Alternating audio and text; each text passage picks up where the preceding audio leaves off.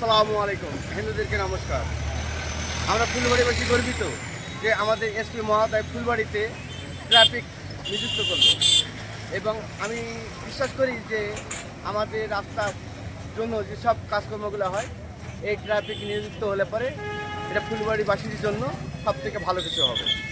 আর আমরা চাই যে ট্রাফিক নিযুক্ত থাক, এতে করে আমাদের যানজট কমবে এবং আইন শৃঙ্খলা বিঘ্নিত ঘটবে না। আর এই কারণে এসপি মহোদয়কে ফুলবাড়িবাসীর পক্ষ থেকে অনেক অনেক ধন্যবাদ।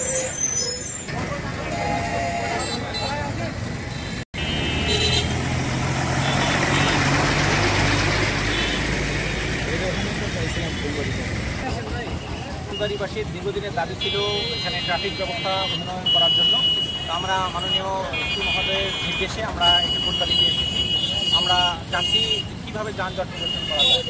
এখানে আপনারা দেখবেন ফুলবাড়ি একটা খুবই যানজটপূর্ণ এবং খুবই দ্রুত গতির একটা জায়গা, যেখানে দুর্ঘটনা বা যানজট লেগেই থাকে।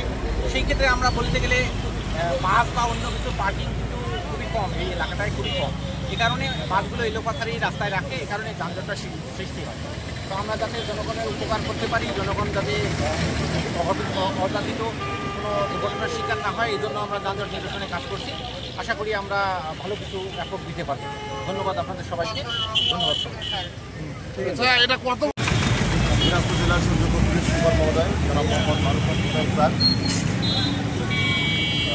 আমাদের ফুলবাড়ি থানায় অপরাধী আয়োজনে অংশগ্রহণ করেছিলেন। সেখানে আপনাদের এলাকাবাসীর দাবি ছিল যে এখানে যেন নতুন করে আবার ট্রাফিক ব্যবস্থা চালু করা হয়। দীর্ঘদিন এখানে ট্রাফিক ব্যবস্থা চালু ছিল না, না থাকার প্রেক্ষিতে এখানে যানজট সচরাচর লেগেই থাকত। আপনাদের সবার দাবির প্রেক্ষিতে নবাগত পুলিশ সুপার মহোদয় এখানে ট্রাফিক ব্যবস্থা চালু করার জন্য প্রতিশ্রুতি দিয়েছিলেন, এবং সেই প্রতিশ্রুতি মোতাবেক আজকে এখানে ট্রাফিক ব্যবস্থা চালু হয়েছে। আমরা আশা করব যে ফুলবাড়িবাসী আমাদেরকে আপনারা এই ট্রাফিক ব্যবস্থাপনা সুষ্ঠুভাবে সম্পন্ন করার জন্য সার্বিকভাবে সহযোগিতা করবেন।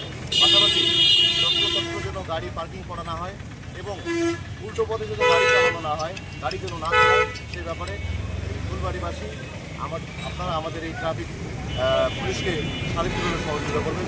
আপনাদের সহযোগিতায় আমরা এই ফুলবাড়ির এই থানা এলাকাকে এবং এই মহাসড়ককে আমরা যানজট মুক্ত করতে চাই। আপনাদের সবাইকে অসংখ্য ধন্যবাদ।